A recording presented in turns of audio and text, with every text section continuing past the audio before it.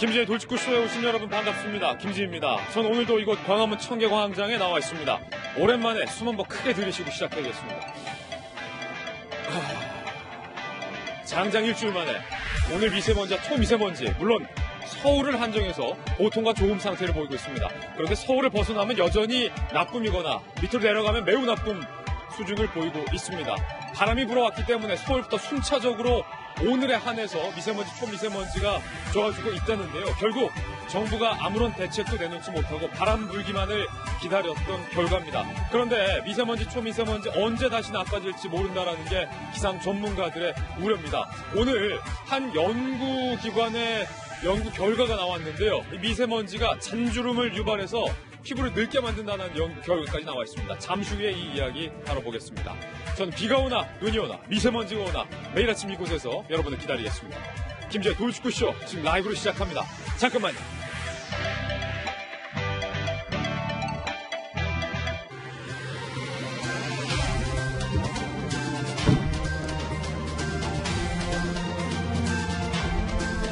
신문 읽어주는 남자입니다. 어제 저희 돌직구쇼에서 동창리가 수상하다라는 뉴스 보도해드렸는데 동창리에 이어 산음동도 수상한 것으로 드러났습니다. 동아일보입니다. 북한이 수상해요. 미사일 발사장인 동창리에 포착된 재건 움직임, 그리고 미사일을 생산하는 생산시설, 생산공장, 산음동도 바쁘게 움직이고 있다는 거예요. 생산공장과 발사장 모두가 숨가쁘게 움직이는 이유, ICBM 미사일 양대 축이 동시다발적으로 미국을 향한 시위를 벌이고 있다. 동아일보는 이렇게 해석했습니다. 해체한다고 약속했던 동창리 시설이 다시 역행하고 있다. 발사장 복구되고 있다. 산음동 미사일 공장에서 차량의 활동이 늘었다는 겁니다. 국정원은 여기에 더해져서 영변 우라늄 시설까지 북한이 다시 가동하고 있다. 영변 핵시설도 가동하고 있다. 비핵화에 대한 의지, 정말로 김정은 위원장이 있는 것인가? 오늘 또 한 번 묻습니다. 다음 신문입니다. 이번엔 중앙일보입니다. 미세먼지 문제입니다. 문재인 대통령이 재차 미세먼지에 대한 발언을 꺼내 들었습니다. 이번엔 중국과 인공강우를 함께 실시할 것을 추진하라라고 지시를 했습니다. 그리고 미세먼지를 위한 추가 예산, 추경까지 지시를 했습니다.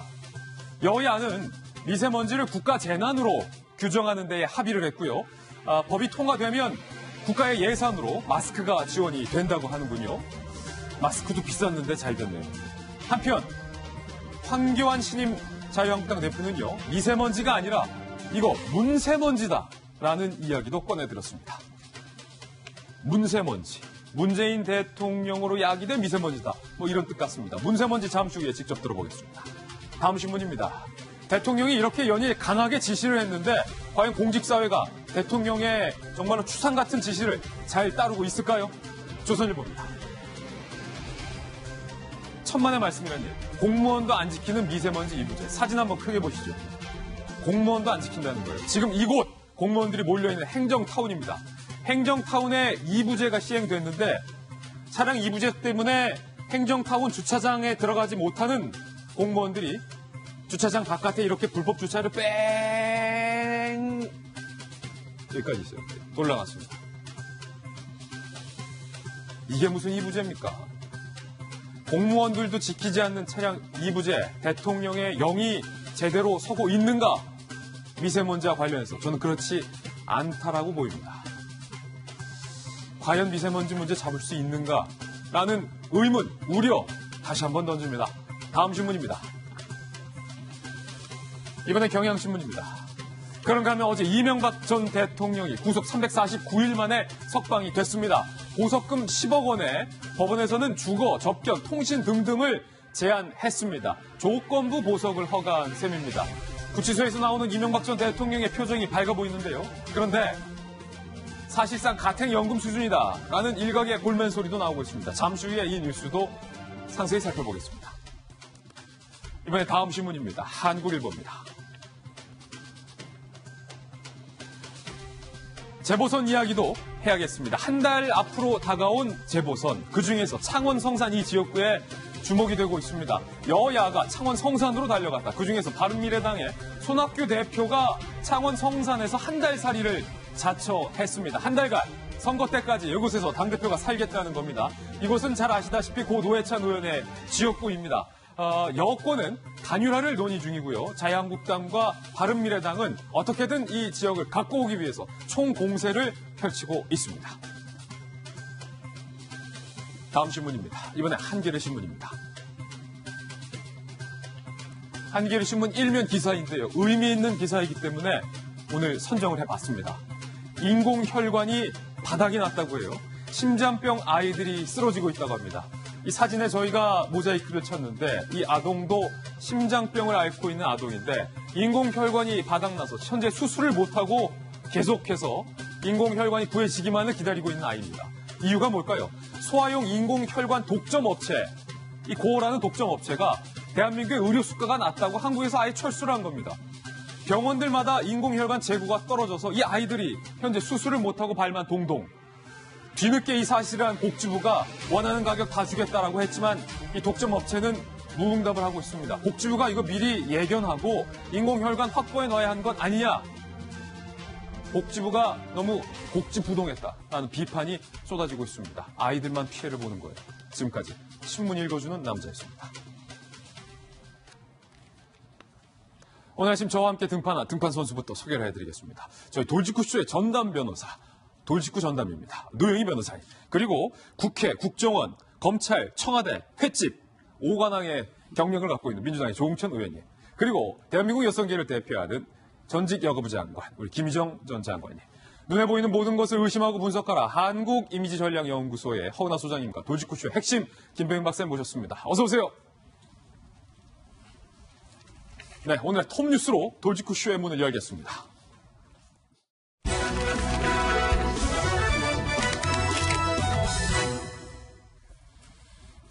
톱뉴스 주제부터 바로 공개하겠습니다. 이겁니다. 한국 국내에서는 문세먼지, 그런데 한국 바깥에서는 한국먼지, 문세먼지와 한국먼지. 이거 무슨 이야기일까요? 어제 자유한국당의 신임 대표인 황교안 대표가 앞으로 미세먼지가 아니라 문세먼지로 부르겠다라고 선언을 했습니다. 황 신임 당대표의 문세먼지 이야기 직접 들어보시죠. 대통령은 어제서야 겨우 긴급 보고를 받았고 또 하나마나한 지시사항 몇 개 내놓는 것이 전부였습니다. 상황을 악화시킨 근본 책임이 정권 스스로에게 있으니까 거짓말만 늘어놓고 대책도 제대로 내놓지 못하고 있는 상황입니다. 이 정권은 북한 때문인지 중국의 눈치만 살펴보면서 강력한 항의 한 번 못하고 있는데 대통령 방중 때 공동 대처를 약속했다고도 했는데 왜 지금껏 아무런 소식이 없느냐. 네티즌들은 미세먼지가 아니라 문세먼지라면서 대통령의 책임을 따지고 있습니다. 이 문제는 중국과의 협력이 가장 중요하고 또 범부처와 지자체가 함께 해결해야 하는 큰 사안입니다. 그런 만큼 환경부 장관들로다 몇 마디 해서 될 일이 아니라는 점을 분명히 말씀을 드립니다. 야당에서 비판의 강도를 높인 겁니다. 문세먼지다. 갑자기 이문세 씨가 생각이 나는데. 조응천 의원님, 문세먼지 이거 어떻게 들으셨습니까? 글쎄요, 좀 생뚱맞네요. 생뚱맞다? 좀 너무 갖다 붙이신 거 아닌가 모르겠습니다. 물론 말씀을 하시고자 하는 취지는 이해를 하는데, 개인적으로는 이문세 씨 되게 좋아하는데요. 예. 자유한국당이 이거 문세먼지 계속 밀면은 이문세 씨가 좀 불편을 할지도 모르겠습니다. 예. 이 문재인 대통령 때문에 미세먼지가 가중되고 이렇게 국민들이 고통을 받고 있다는 취지로 말씀하신 거 아니겠어요? 물론 답답하신 심정에서 그렇게 얘기를 하실 수가 있겠습니다. 그렇지만은, 명확히 보면은 이게 중국에서 온 그 오염물질과 한국에서, 국내에서 발생된 오염물질이 결합되고 또, 따뜻한 날씨, 바람이 불지 않고 눈비가 오지 않는 이런 요즘에 기상 환경 때문에 이렇게 미세먼지가 고도화되고 예. 또 장기화되는 것이죠. 미세먼지에 대해서는 저는 그렇게 생각합니다. 뭐 원인과 해법에 대해서 얘기들이 참 분분합니다. 그렇지만은 미세먼지처럼 아직도 명쾌하게 딱 머리에 떠오르는 원인과 해법이 없습니다. 빨리 미세먼지의 발생 원인이 국내적 요인은 얼마인지, 중국의 원인은 얼마인지, 북한의 원인은 얼마인지, 어디에 보니까 4대 4대 2 정도로 했던데요. 그리고 그 해법은 그러면 인공광고가 좋은지, 발전소를 그러면 가동을 안 한 게 좋은지, 디젤 차는 어떻게 하는 게 좋은지에 대해서 명확하게 좀 해서. 명확하게 정부가 좀 밝혀라. 이렇게 해법이 있다라고 밝혀서 국민들께 제시를 하는 것이 지금의 이 불안감을 또 답답함을 해소할 수 있는 것 아닌가. 그렇게 하기 위해서는 모르겠습니다. 이게 청와대에 미세먼지 비서관이라도 지금 만들어야 될 그런 상황이 아닌가. 미세먼지 비서관을 청와대에 만들어라. 왜냐하면은 이 공기는 숨을 쉬지 않고는 사람이 살 수가 없잖아요. 맞아요. 그러니까 생존과 직결된 것이고 제 건강과 직결된 것이고 더 나아가 우리 아이들 특히 영유아들을 데리고 있는 부모들은 막 지금 가슴이 타들어간다고 그러는데 국민들이 이렇게 걱정을 하고 계시면 거기에 정말 직접 해법이 되는 그런 대책을 빨리 좀 놓아야 할 것으로 보여집니다. 좋은 아이디어 같아요. 청와대에 미세먼지 특보나 미세먼지 비서관을 만들어라. 어쨌든 미세먼지를 재난으로 인식했다면 그 컨트롤 타워와 책임자를 분명하게 만들어라. 조홍천 의원이 좋은 제안해 주셨는데 일반 국민들 입장에서 허 소장님 문세먼지라는 단어를 딱 들었을 때 좀 어떨까요? 문세먼지라는 이름 자체의 각인 효과는 분명히 있을 것 같아요. 딱 뭔가 좀 와닿는 그런 거 와닿죠. 꼭 문재인 대통령을 언급하지 않더라도 문제가 정말 많은 미세먼지다라는 것도 우리가 좀 떠올릴 수 있기 때문에 그 문세먼지라는 이름은 잘 만든 것 같습니다. 우리 마케팅적으로 네이밍의 조건들이 있어요. 한 10가지가 있는데 그중에서도 이 이름과 좀 잘 어울리는 게 각인 효과, 기억을 잘 할 수 있게 연상할 수 있는 게 되게 중요하고 또한 부르기 편한 게 좋은데요. 문세먼지. 근데 문세먼지라는 게 상당히 편하기 때문에 아마 우리 국민들이 문세먼지 좀 많이 얘기하지 않을까, 마케팅적으로 성공한 것 같다라고 말씀드릴 수 있을 것 같습니다.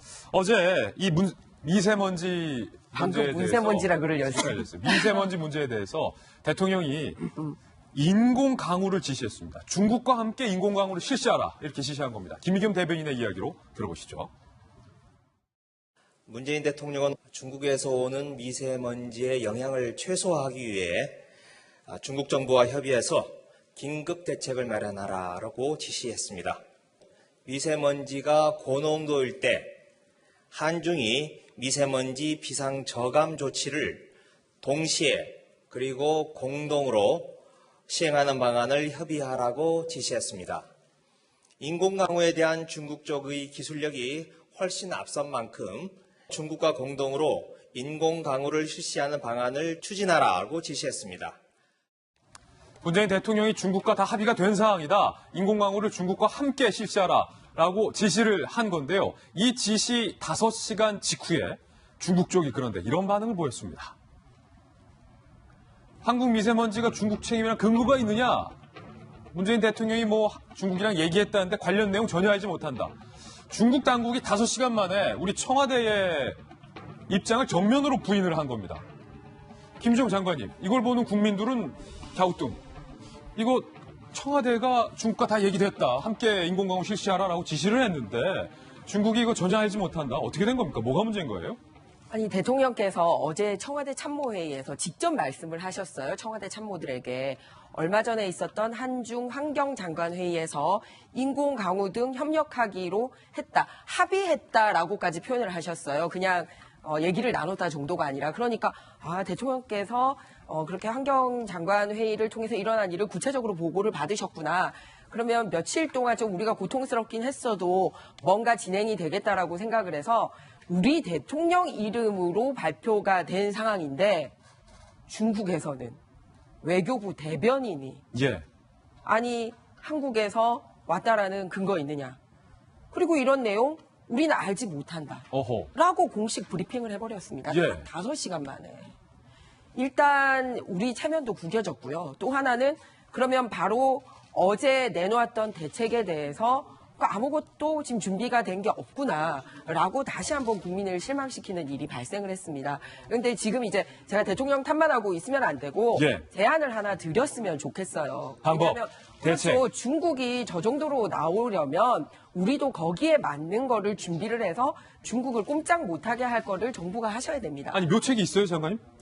과학적이고 지속적으로 한 나라가 있습니다. 싱가포르. 싱가포르. 네, 싱가포르하고 이제 국경을 접한 인도네시아가 대표적으로 이렇게 산림이 많은 나라잖아요. 예. 근데 그거를 개간을 할 때 다 태워서 개간을 하다 보니 연무가 국경을 넘어서 싱가포르로 굉장히 많이 넘어오고 있습니다. 중국과 한국 상황과 굉장히 비슷했군요. 네, 그런데 우리는 바다라도 꼈지. 예, 거기는 굉장히 심각했어요. 그래서 싱가포르에서 뭐를 만드냐면 예. 월경섬 연무 방지법이라는 걸 만듭니다. 예. 그런데 그거를 자국에만 해당이 되는 게 아니라 우리나라 영토에 넘어오는 타국으로부터 넘어오는 이 오염원에 대해서는 예. 벌금도 물리고 징역도 살게 하겠다. 그리고 예. 벌금의 금액도 하루에 8,500만 원씩이나 받을 수 있도록 만들었어요. 예. 근데 아무리 자기 나라에서 그 법을 만들어도 다른 나라나 국제사회에서 인정을 못 해주면 소용이 없잖아요. 소용없죠. 근데 인정을 받았어요. 어떻게 해요? 왜냐하면 싱가포르가 자기 나라와 그리고 국제적으로 권위 있는 연구소와 같이 미세먼지에 대한 오염원이 어디서 오는지와 농도가 얼만지를 매년 WHO 등 국제기구에 지속적으로 제출을 했어요. 그렇군요. 몇 년간. 예. 네. 그리고 법을 만드니까 이게 근거 있다라고 해서 예. 했고 그리고 실제로 몇 년 사이에 효과를 보고 있습니다. 돈 이게 받았어요? 왜 최근 일입니다. 최근에. 예, 그렇기 때문에 우리나라도 뭐 옛날부터 있었고 뭐 이런 식으로 얘기를 할 게 아니라 이런 식의 대체가 필요한데 아니 대통령께서 아침에 늦었지만 참모들 앞에 사실은 한중 장관회의에서 이렇게 다 공동 대응하기로 돼 있으니까 참모들이 그다음 거 하세요.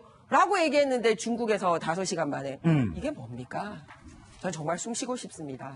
대통령이 지시한 이 인공 강우 과연 중국과 제대로 함께 실험할 수 있는 것인가에 대한 우려까지 지금 제기가 됐고 오늘 뭐 여러 가지 좋은 해법들이 나오고 있는데 근원적인 궁금증 인공 강우가 정말 미세먼지 초미세먼지 해소에 도움이 될까?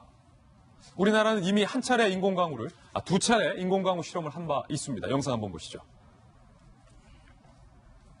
자, 이 비행기에서 화학적 물질을 구름 위에서 뿌리는 방법으로 인공 강우를 촉발시키는 방법인데요. 애석하게도 우리나라 기상청이 2차례 이상 실험을 했는데 모두 다 실패.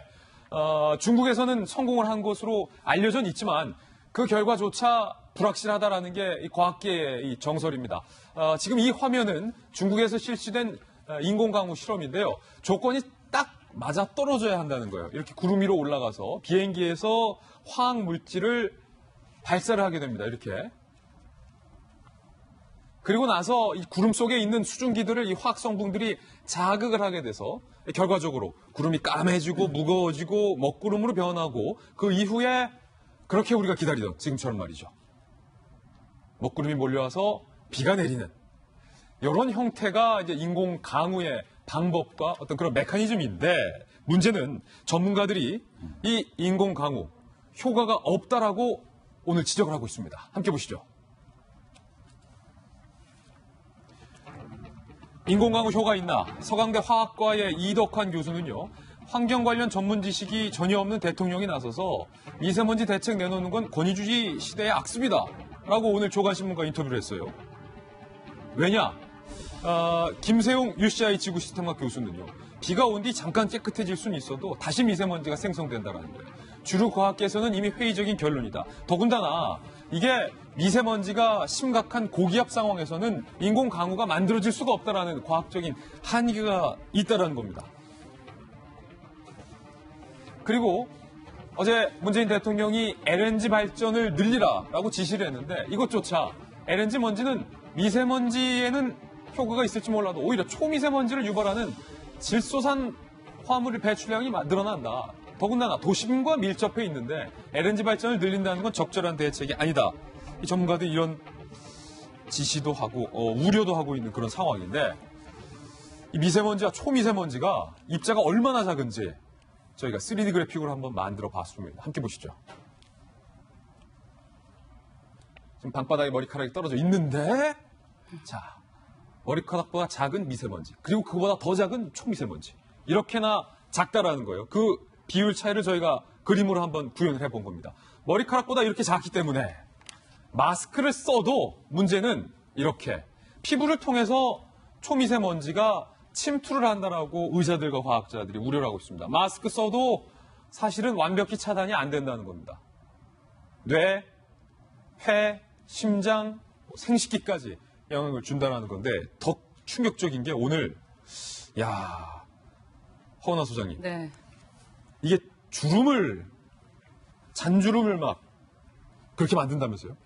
연구 결과 나왔어요? 그 연구 결과를 보고 나서 얼마나 슬프던지 아마 온 국민들이 지금 그 생각을 좀 할 것 같다라는 생각이 드는데 삼성 서울병원의 피부과 그 이종희 교수팀에서 14일간 관찰 조사를 했어요. 관찰 조사를 했는데 하루하루 체크해보니 초미세먼지가 피부를 뚫고 들어오더라. 그러면서 주름을 생성하고 또한 피부 노화를 촉진시킨다라는 그러한 결과를 발표했고요. 그러한 연구 결과는 유럽의 국제 학술지에도 게재가 됐습니다. 예. 그런데 이제 이거를 해결할 수 있는 우리의 방법이 이중세안을 하거나 아니면 항산화 관련된 그 화장품이라던가 아니면 그런 음식을 먹을 수밖에 없다라는 것이라서 사실 우리 아이들을 키우는 엄마 입장에서 그리고 또 회사 출근을 하는 남녀 모두가 나갈 수밖에 없잖아요, 밖에. 근데 지금과 같은 이런 초미세먼지가 많을 때, 나는 점점 더 늙어가는 거구나라는 좀 생각을 하게 되는 그런 너무나 슬픈 연구 결과라서 진짜 어떠한 문제가 정말 많은 미세먼지, 초미세먼지구나라는 생각이 좀 들었습니다. 아니, 김현 박사님, 요즘 제가 왜 이렇게 늙지라는 생각을 했어요. 거울을 보면서. 이 스트레스 때문이 아니라 초미세먼지가 정말 피부를 늙게 한다. 잔주름들이 많이 생긴다고 하면 이 큰일이에요. 이건 뭐 여성뿐만의 문제는 아닌 것 같고요. 남성들도 저도 이 며칠 동안 미세먼지가 지속되니까 한 오후 정도가 되면 얼굴이 굉장히 뻑뻑하다는 느낌이 들거든요. 그 모든 것들이 미세먼지가 피부로 침투해서 결국은 이 피부의 노화를 결국 촉진하는구나라는 생각이 드는데요. 이런 얘기를 우리가 언론을 통해서 뉴스 기사를 보고 접해야 되는 것인지에 대해서 한번 다시 생각해 볼 여지가 있는 겁니다. 어저께 문재인 대통령이 강하게 미세먼지에 대해 질타하고 나서니까 그동안 움직이지 않던 장관들이 저마다 나서서 현장으로 뛰어갑니다. 교육부 장관은 학교 현장으로, 보건복지부 장관, 그리고 여러 장관들이 각자 주무부처의 장관으로서 역할을 하기 위해 노력하는데요. 이런 얘기들 같은 경우는 미세먼지가 가져오는 건강에 대한 피해가 이런 것들이 있다라고 사전적으로 확인한 뒤에 국민들에게 이런 부분들을 예방하기 위해서 어떻게 노력해야 되는지를 알려줘야 되는 것들에 대한 정부의 의무가 있는 겁니다. 근데 지금 상황에선 앞서 얘기했던 것처럼 미세먼지에 대한 어떤 전문성도 가지지 못했던 대통령 한마디가 모든 정부의 결정을 확인하게 되는 것은 권위주의 시대의 악습이다라는 얘기를 하게 되는데요. 실질적으로 조금 전에 얘기했던 인공강우 같은 경우도 저는 굉장히 우려가 되는 게 인공강우를 자칫 잘못하게 됐을 경우는 결국은 다른 쪽에서의 가뭄이 현실화될 수도 있는 여러 가지 검증되지 않은 실험입니다. 이런 것들을 대통령이 직접 나서서 얘기하기에는 무리가 있다는 생각이 들고요. 지금이라도 이 모든 미세먼지를 해결하기 위해서는 범부처적인 성격이 크기 때문에 저는 이 문제를 총괄하는 건 결국 이낙연 총리의 역할이라고 생각하거든요. 우리 몸에 있게 되는 피부에 관한 문제부터 여러 가지 산업 전반에 거친 총괄적인 문제를 해결하기 위한 범정부 차원의 이 노력들 결국은 누군가가 책임을 질 사람들이 반드시 필요한 상황으로 보입니다. 아니, 조홍천 의원님, 주름 비서관도 만들어야 되는 거 아니에요? 이거 아니, 근데 지금까지는 미세먼지 때문에 국민들이 이렇게 고통받고 있는데 왜 대통령은 가만히 있냐. 그렇게 비난이 심했어요. 그래서 어제 한 말씀 하셨는데 또 그 한 말씀 하시니까 대통령이 또 얘기하는 대로 뭐 그 다 따라가냐. 이건 군주적이다, 뭐 봉건적이다 이렇게 얘기하시면 그러면 과연 대통령은 뭘 어떻게 해야 되는지. 전문가들이. 그 의문을 표하지 않을 수 없습니다. 아까 우리 김희정 장관님께서 인도네시아 예를 들으셨는데 아주 좋은 예지요.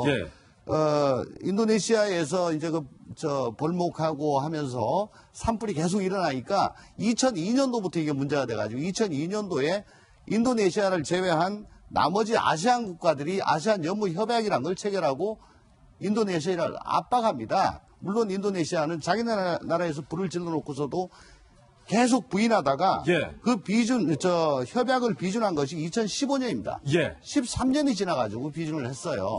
이렇게 국제기구를 통해서 계속적인 압박, 데이터를 들이대도 13년 동안 이게 해결이 안 됐던 문제입니다.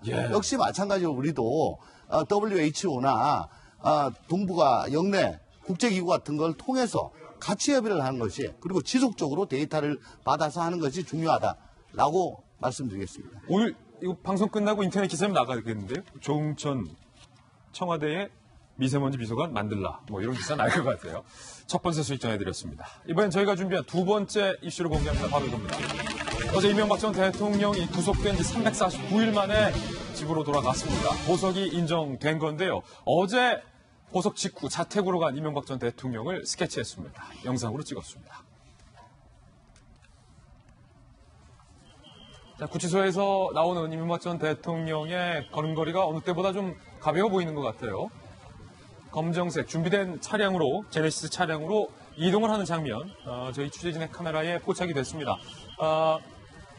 인터뷰가 모두 방송 인터뷰나 언론 인터뷰가 금지됐기 때문에 법원에 의해서 소감을 발표할 수가 없었고 차 안에서 이제 지지자들을 향해서 손을 흔드는 모습도 포착이 됐습니다. 어제 구치소와 자택 주변에 이 전 대통령을 지지하는 지지자들이 모여서 이 전 대통령을 향해 힘내세요라는 메시지를 하기도 한 바 있습니다. 그리고 이 전 대통령의 자택으로 도착을 해서 차량에 탑승한 채 그대로 이제 자택 주차장 안으로 들어가는 모습까지 저희가 봤습니다. 어제 간밤에 이 전 대통령의 자택 모습도 저희가 좀 촬영을 했는데요. 그 모습도 좀 함께 살펴보시죠. 네, 잠시 후에 준비되면 저희가 보여드리겠습니다. 이 전 대통령을 향한 보석에 조건이 달렸습니다. 함께 보시죠. 보석 보증금 10억 원, 주거지외 외출 금지, 직계 가족과 변호인의 접견 통신 금지, 매주 한 번 보석 조건 준수 보고서를 제출. 조건이 여러 가지 달렸는데 노영희 변호사님, 원래 보석할 때 이렇게 조건이 좀 많이 줄줄이 달리나요?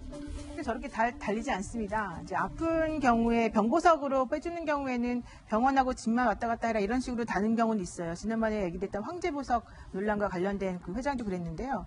그렇지만 그럼에도 불구하고 SNS를 하지 말아라, 전화를 하지 말아라, 또 방문객도 일절 받지 말아라 이런 식의 얘기는 사실 들어본 적이 없고 또 어제 판사님이 그러셨죠.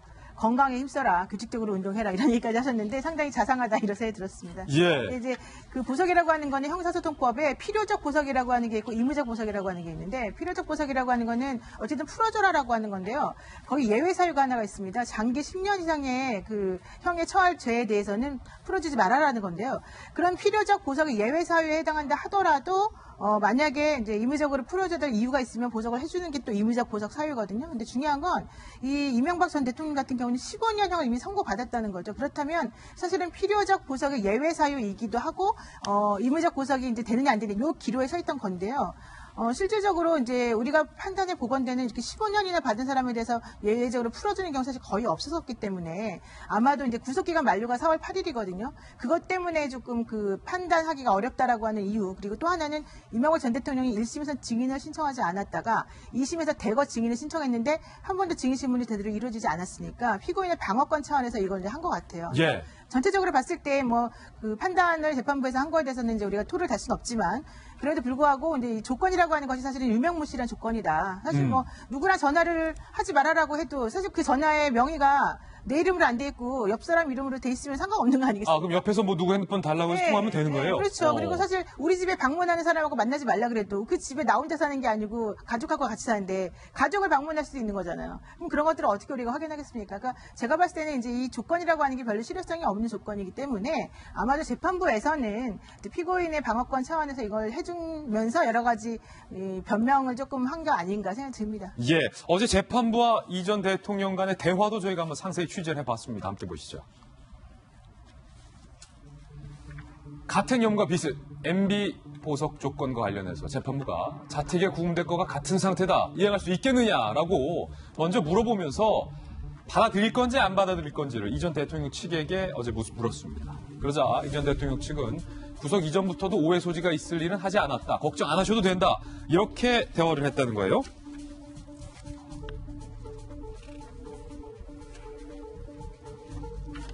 변호인과 상의 중에 보석 조건을 듣고 이 전 대통령이 한때는 이렇게 하기도 했다고 해요. 구치소에 있는 게 낫지 않겠냐? 나를 증거 인멸할 우려가 있는 사람으로 인정하는 것인가? 하고 조금은 불쾌한 그런 반응을 보였다고 하는데 김병민 박사님, 네. 이 전 대통령이 보인 이 불쾌한 반응 어떻게 보십니까? 여기에 대해서 변호사가 상세하게 설명을 했다고 합니다. 여기에 대해서 증거를 인멸할 것으로 보고 의심하기 때문에 그런 얘기를 한 것이 아니라 전직 대통령으로서 더 엄격한 모습을 보여줬으면 좋겠다라고 변호사가 상세하게 이 전 대통령에게 설명을 했고 이 전 대통령도 그 부분에 대해서 충분히 수사하겠다라고 해서 보석을 최종적으로 받아들이게 된 거죠.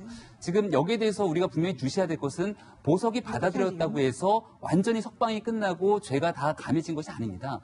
지금 항소심에서 구속기간이 있는 기간 내에 재판이 다 끝날 수가 없는 상황이기 때문에 일단은 나가 있는 구속기간이 만료가 될 수 있는 상황이기 때문에 여기에 대해서 나갈 수밖에 없는 거고요. 항소심에서 1심과 같이 형이 확정이 다시 되게 되면은 결국 구치소로 돌아갈 수밖에 없는 상황이고 법원과 검찰 입장에서 바라보건대 4월이 되게 되면은 형식적으로 정할 수 있는 구속기간이 다 끝나게 돼서 결국 이명박 전 대통령은 나가서 재판을 받을 수밖에 없는 상황이었습니다. 따라서 현실적인 여건을 감안해서 오히려 조금은 일찍 내보내주는 것이지만 거기에 대해서 오히려 가택 그러니까 주거지라든지 그리고 직계 가족으로 만날 수 있는 사람들을 제한하면서 어느 정도의 조건을 달아놓는 중간에 합리적인 선택을 법원이 내린 것이 아닌가 이렇게 생각이 됩니다. 예. 정치원 의원께서는 어떻게 예. 지금 이명박 대통령의 그 변호인들이 택한 재판 전략이 1심에서는 증거를 전부 다 동의했습니다. 그거는 뭐냐면 증인이 필요 없다는 거죠. 그러면서 취지만 부인을 했는데 그러니까 재판이 굉장히 빨리 지나가게 됩니다. 1심에서 15년을 받은 이후에 항소를 해서 항소심에서는 동의했던 증거를 다 부동의했어요. 그러면 증인들이 다시 나와야 됩니다. 이건 통상적이지가 않은 재판 전략이죠. 왜냐하면 일반인이 그런 식으로 항소심 가서 갑자기 부동의하면서 증인 채택하면은 당신이 1심에서는 다 동의해놓고서 2심하고 지금 뭐 하는 거냐. 증인 채택이 잘 되지는 않습니다. 오히려 심증만 좋지 않게 하는 거고요. 근데 이걸 다 받아줬어요. 15명. 일단 이게 좀 특이한 거고. 예. 두 번째는 4월 8일까지가 항소심 구속기간은 맞습니다.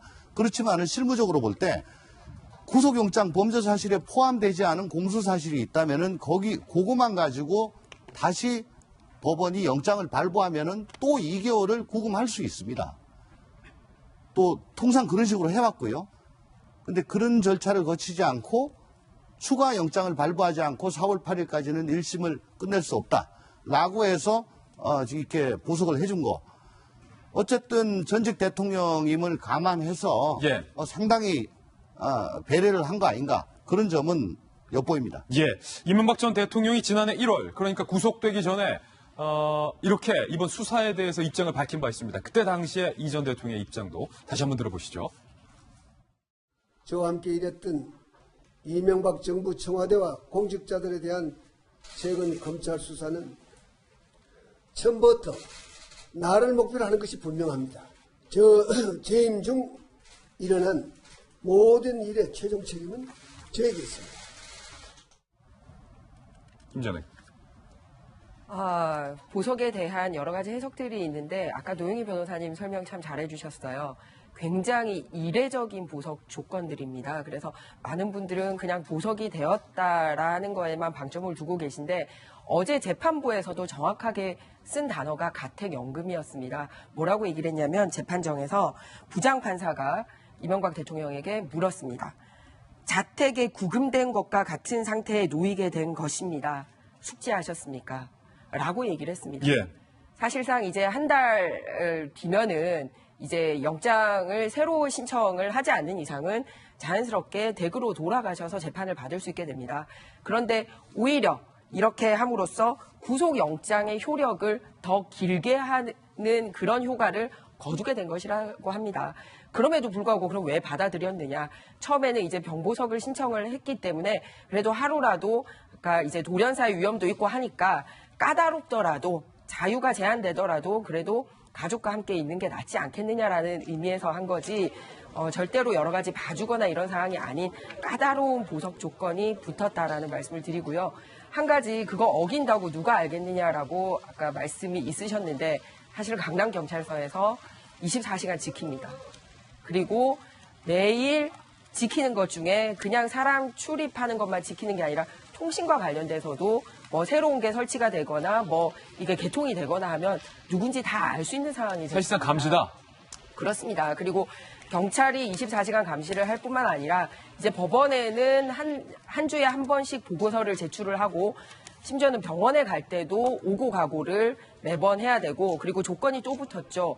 여기에서 건 조건 중에 하나라도 어길 경우에는 바로 보석도 취소하고 그리고 그 10억에 대해서도 다 국가가 그냥 그대로 가져가겠다라고 이렇게 했습니다. 그런데 뭘 대통령께서 원하시는 것은 사실 명예라든지 본인의 한 일에 대한 공과에 대한 정확한 국민들의 평가 이런 거를 원하는 거지 뭐 몰래 숨어서 전화하고 이런 거를 하시겠습니까? 그래서 그런 부분에 대해서 전직 대통령에 대해서 너무 일반 이런 잡범과 같은 그런 식으로 취급하는 거에 대해서는 설사 이명박 대통령을 지지하든 지지하지 않았던 전직 대통령에 대한 이런 그 안타까움이나 이런 게 많은 국민들이 가지고 있다라는 것을 현 정부에서 좀 인식을 해주셨으면 하는 바람입니다. 허은하 소장님, 어제 이 구치소에서 나오는 장면과 재판을 받으러 들어가는 장면의 걸음걸이가 좀 다르다.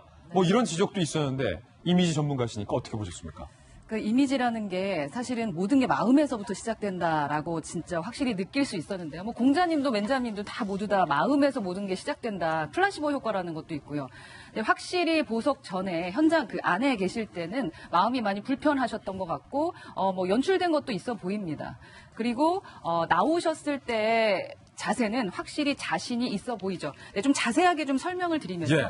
조금 재미난 부분 두 가지를 발견할 수가 있는데요. 우선 이명박 대통령이 41년생으로 78세이신데 최불암 씨하고 한 살 차이입니다. 근데 저희가 우리 미세먼지 말씀드리면서 우리 주름 얘기를 했었는데 전반적으로 최불암 씨와 비교했을 때 피부가 상당히 깨끗하고 예. 건강하세요. 그러니까 피부가 저렇게 건강하다라는 것은 뭐 마음을 잘 써서 건강한 것도 있고 평상시에 건강 관리를 아주 잘하고 있다라는 것을 좀 추측할 수 있는 부분인 거고요. 그리고 나이가 들어가면서 저희가 몸의 변화가 생기기 시작을 하는데 거북목 현상이 나타나기 시작을 합니다. 그래서 몸이 이제 구부러지는 거죠. 그래서 예. 뭐 송혜 선생님도 그렇고 뭐 최불암 선생님도 그렇고 대부분 나이가 들다 보면 이렇게 몸이 구부러지는 예. 현상들이 있어요. 근데 구속되어 있을 때는 그 나이 들었을 때의 거북목 형상과 그리고 걸을 때의 불편함이 더 많이 드러나 보였다면 구속돼서 나오실 때의 모습에서는 사실은 좀 더 당당하게 좀 펴려고 노력했었던 부분이 좀 보이고요. 그리고 사실 다리는 조금 불편해 보입니다. 다리를 이제 나와서도 약간 당당하게 걷고 싶은데 좀 쩔뚝거리는 모습들이 좀 보였거든요. 이 측면에서는 사실은 김희정 전 장관의 그 말에 대해서 조금 수긍을 할 수도 있을 것 같다라고 느껴지는 점이 한 가지가 있는데 그 알랭드 보통이 그 불안이라는 책을 썼었을 때 그 책의 주요한 내용 중에 하나가 우리 사실 뭐 이재용이나 위에 사람들이 돈이 많은 사람들이 돈을 더 벌기 위해서 그것 때문에 불안해하는 것보다는 자기의 자리, 권위, 위치 이러한 부분들이 좀 떨어질까 봐 권력의 힘을 못 쓰게 될까 봐 되게 상당히 불안해하는 게 있는데 제가 봤을 때는 이명박 대통령도 뭐 돈이야 원래 많은 건 알고 있고요. 그러니까 법적인 거를 떠나서 우선은 자신의 권위를 다시 살리고 싶다라는 것을 나올 때 몸에서 좀 보여주고 있는 게 아닌가라는 생각이 듭니다. 예, 보석 보증금 법원이 10억 원을 제시했는데요. 이 전 대통령은 과연 10억 원을 이 실무로 다 냈던 걸까요? 아닌 걸로 취재됐습니다. 함께 보시죠. 1,000만 원에 석방이 됐다. 10억 보증금 대신 보석 보증 보험 증권이 1,000만 원, 1%. 이 보석 조건 어기 시 보험사에 10억 원 보상이 된다는 건데 노영희 변호사님, 이게 원래 다 이렇게 원래 모든 사람에게 다 1%만 내면 보상이 되는 겁니까? 그러니까 보석이라고 하는 것은 이제 그 담보의 효과가 있는 거죠. 그래서 큰 돈을 맡겨놓는 거예요, 말하자면. 그래서 만약에 이 조건을 어기면 그 돈이 몰수될 수 있으니 꼭 지켜라 이런 의미인데 기본적으로는 보증보험 증권이라고 하는 것을 끊어라라고 얘기를 합니다. 예를 들면은 지금 10억을 내라고 했으면 그 1%인 1,000만 원 정도만 내면 증권을 끊어주고 만약에 조건을 어기게 되면 보험회사에서 책임을 지는 겁니다. 그런데 어떤 경우에는 그 재판부가 증권으로 끊지 말고 현찰로 내라 이러는 경우도 사실 있습니다. 그런 경우는 이제 그렇게 많지는 않지만 그럼에도 불구하고 저도 여러 번 봤는데 이명박 전 대통령 같은 경우에는 금액은 원래 1억으로 측정하려다가 10억으로 늘어나서 금액이 매우 큰 것처럼 보이긴 하지만 현실적으로는 증권 그냥 1,000만 원짜리 하나 끊으면 되기 때문에 이명박 전 대통령 입장에서는 매우 부담이 적어진 상태거든요. 그렇다면 오히려 만약에 부담을 늘리게 하려면 현금으로 해라 그 증권 끊지 말고 이런 식으로 하는 게 원래 맞아요. 예. 그렇게 안 했다라고 하는 것은 실질적으로 금액을 그냥 높여서 어느 정도 가시기 효과만 그냥 보여주는 것이지 실질적으로 이분에 대해서 이런 뭐 제한을 두고자 하는 건 아니었다는 걸 우리가 알 수 있는 거죠. 예, 이명박 전 대통령이 보석이 됐는데 그럼 궁금증, 박근혜 전 대통령은 보석이 지금 될까요? 안 될까요? MB는 되고 박은 안 되고 박근혜 전 대통령은 국정농단 재판 구속 만기가 다음 달 16일인데 보석이 안 된다는 거예요. 이미 징역 2년을 확정받은 상태이기 때문에 보석이 안 된다. 조영천 의원님. 네.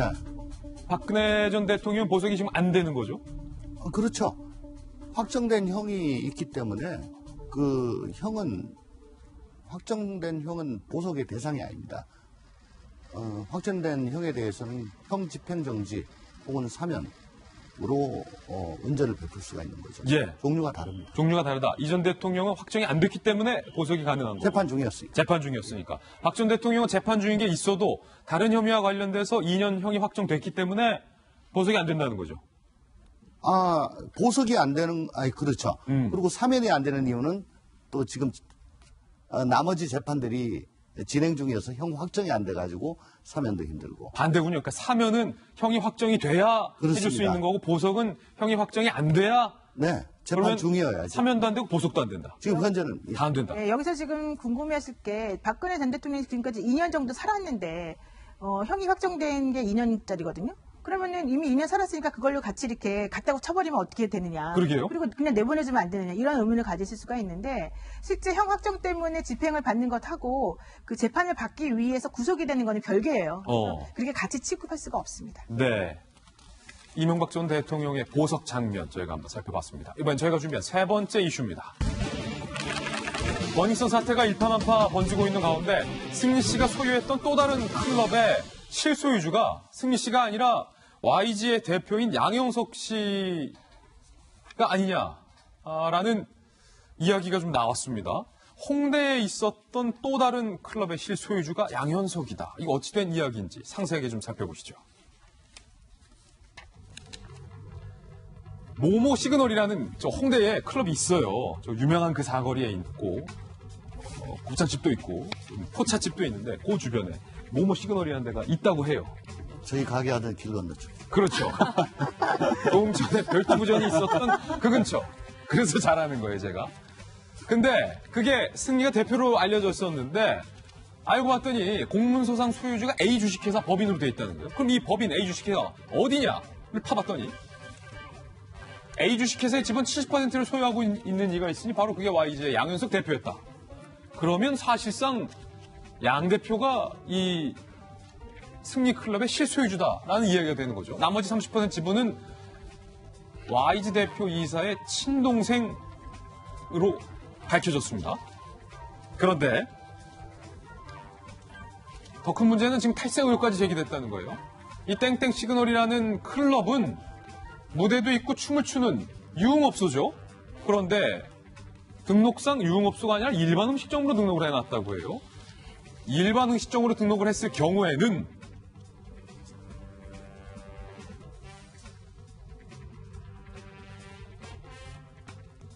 개별 소비세에 교육세 3%까지 추가 납부해야 되는데 일반 음식점으로 등록을 했기 때문에 부가가치세 10%만 지금 납부하고 있다라는 거예요. 그러니까 개별 소비세와 교육세가 납부되지 않은 결과적으로 탈세를 한 그런 상황이 됐다라는 거죠. 김배현 박사님. 네. 지금 우리가 버닝썬에 옛날에 뭐 다스는 누구 거냐, 버닝썬은 누구 거냐 라는 얘기를 의혹을 파보던 중에 다른 조홍천의 별주부전 횟집 근처에 있는 모 클럽의 실소유주가 양현석 대표가 아니냐. 네, 홍대 클럽 얘기고요. 버닝썬이랑 다른 얘기입니다. 예. 근데 버닝썬 같은 경우도 버닝썬의 실소유주가 승리가 아니냐라는 얘기가 계속 나왔습니다만은 승리 씨는 본인이 홍보를 담당했을 뿐 여기에 대한 운영에 개입하지 않았다라고 수차례 얘기하지 않았습니까? 근데 결국 경찰이 조사를 받는 과정에서 드러나고 있는 여러 가지 의혹들, 특히 필리핀에 가서부터 모든 것들이 기획했던 상황이 승리가 버닝썬과 무관하지 않을 수 있다라고 하는 얘기들이 계속 나오고 있습니다. 그러한 승리에 대한 의혹들이 퍼져나가는 과정 속에서 YG가 내놓는 해명들은 조금 석연치 않은 부분들이 있었거든요. 네. 승리의 이야기를 들었는데 이것은 사실이 아니다. 모든 것들을 굉장히 여러 가지 세간에 있는 의혹들을 다 부인하는 모습들을 보여왔거든요. 근데 지금 나오고 있는 홍대의 모 클럽 같은 경우는 승리 씨가 직접 이렇게 얘기를 합니다. 제가 직접 운영하는 클럽 땡땡이 홍대 어디에 오픈합니다. 오세요라고 얘기했던 바로 그 클럽입니다. 근데 그 클럽이 사실은 실소유주를 따져보니까 승리 씨가 지분을 갖고 있는 것이 아니라 YG 엔터테인먼트의 대표인 양현석 대표가 지분을 갖고 있다는 게 그동안 얘기됐던 버닝썬의 사태에서도 승리 씨와 완전하게 무관하다고 할 수 있는 것인가라고 얘기가 더 번져나갈 수 있기 때문에 사건이 조금 확장성이 있는 내용일 수 있는 대목입니다. 예, 실소유주가 실제 지분은 양현석 대표가 갖고 있었는데 그런데 YG 측은 지난 1월에 클럽에 대해서 이렇게 이야기를 한 바 있습니다. 소속 가수들의 개인 사업은 회사와 무관하기에 YG가 나서서 공식 입장을 밝히기가 어렵다라고 지난 1월에 이야기를 했지만 소속 가수의 개인 사업이 아니라 지분을 사실상 회사 대표가 갖고 있었던 것으로 드러났기 때문에 뭔가 입장이 앞뒤가 안 맞는 그런 상황이다. 더군다나 지금 조응천 의원님, 네. 아까 무대가 있고 그 위에 스테이지에서 춤을 추고 있는 사람들이 있는데 이거를 일반 음식점으로 등록을 해도 되나요? 일단은 법적으로? 마포구에서 아주 그 특이한 조례를 만들었던 것 같아요. 원래 음식 먹으면서 반주할 수 있는 게 일반 음식점, 그리고 술 마시면서 노래방 기계를 할 수 있는 게 단란주점. 단란주점. 근데 음주 가무를 할 수 있는 곳은 유흥주점입니다. 유흥주점. 그래서 춤추는 게 가무기 때문에 유흥주점의 범죄에 속하는 것 같아 보이는데 마포구청에서는, 마포시 구의회에서는 그 홍대 앞 상권을 보호하기 위해 가지고 이렇게 스테이지 말고 객석에서 자기 자리에서 일어나가지고 몸을 흔드는 거는 뭐 그건 괜찮다. 그러니까 좌석에서 춤추는 것은 일반 음식점으로 본다는 조례를 만들었기 때문에 지금 그런 거거든요. 예를 들어서 조응천 의원이 횟집에 썼던 그 횟집에서 제가 갔어요. 그럼 제가 갑자기 자리에서 일어나서 춤을 추면 그냥 그건 일반 음식점에 괜찮은데 그건 이제 손님이 여기서 이러시면 안 됩니다. 그런 횟집에서는. 만약 횟집 안에 무대가 있고 거기서 막 누군가 춤을 춘다 하면 일반 음식점 등록하면 안 된다. 근데 이거는 이 땡땡 시그널은 무대를 설치하면 안 되는데 무대가 있는 것으로 좀 보이기 때문에 문제라는 거예요. 그렇죠. 그리고 유흥주점 같은 경우에는 세금이 엄청나게 부과되기 때문에 일반 음식점하고 비교해봤을 때 수입면에서 많이 차이가 나서 아마 일반 음식점을 일부러 한 것 같다. 결과적으로 2배 이상 세금을 지금 안 낸 거 아니에요? 맞습니다. 그런데 이게 처음 있는 일이 아니네요. 사실 처음 일이 시작됐던 거는 버닝썬이었고 승리가 관여했던 게 버닝썬 말고 강남의 몽키 뮤지엄이 또 사건에 거론이 된 적이 있었습니다. 거기서 한 번 더 그 관련된 이 대표가 왜 논란을 일으키고 했는데 그런데 그때도 마찬가지로 몽키 뮤지엄이 이 일반 음식점으로 등록이 돼 있었어요. 그러니까 이번이 처음이 아니라는 겁니다. 유달리 승리와 YG 관계자들이 운영하고 있는 게 강남이나 마포 일대에 다 실제로 춤을 출 수 있음에도 불구하고 어떻게 장소를 떠나서 이렇게 일반 음식점으로 등록이 될 수 있느냐.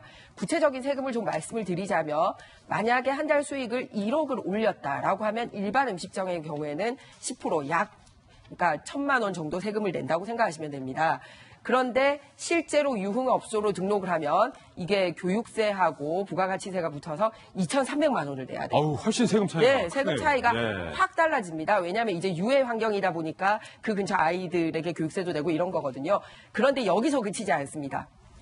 이 부가가치세뿐만 아니라 재산세에서도 달라집니다. 또 있다? 세율이. 네, 그렇기 때문에 세율 계산이 굉장히 다른데 이런 게 마포구와 강남구 양쪽에서 다 이런 일이 벌어졌고 둘 다 이렇게 버닝썬 그리고 몽키뮤지엄 러브시그널 다 이렇게 YG하고 관련된 걸로 언급이 되고 있는데 중요한 거는 이런 상황이라면 YG에서 공식 입장을 내놓을 필요가 있는데 현재 역시 의문이 제기된 상황에서 연락이 안 되고 있어요. 기억하시겠지만 얼마 전에 YG에서 새벽에 기습적으로 왜 파쇄기까지 등록해가지고 뭐냐 이렇게 관계 회사에서까지 나서서 증거 인멸하려고 아니냐라는 오해가 있던 마당에 이 지분이 70%까지 YG 대표가 소유한 걸로 나온 곳에 이렇게 특혜 등록까지 있는 게 아니냐고 문제 제기가 되고 있으니 여러 가지 경찰 관계라든지 이렇게 공권력 관련된 의문이 제기가 되고 있습니다. 그래서 이 부분에 대한 철저한 수사와 진짜 일반 음식점들이 주변에 있는 음식점들이 손해가 되지 않도록 정확한 등록이 필요하지 않나 그렇게 생각합니다. YG 측에서 이 탈세 의혹에 대한 입장도 좀 분명하게 내놔야 할 것 같습니다. 이번엔 저희가 준비한 다음 순서입니다. 취재수첩 Y가 준비되어 있습니다. 오늘도 황당한 사건이 준비되어 있습니다. 어떤 사건인지 사건의 전말 풀로 함께 이동해 보시죠.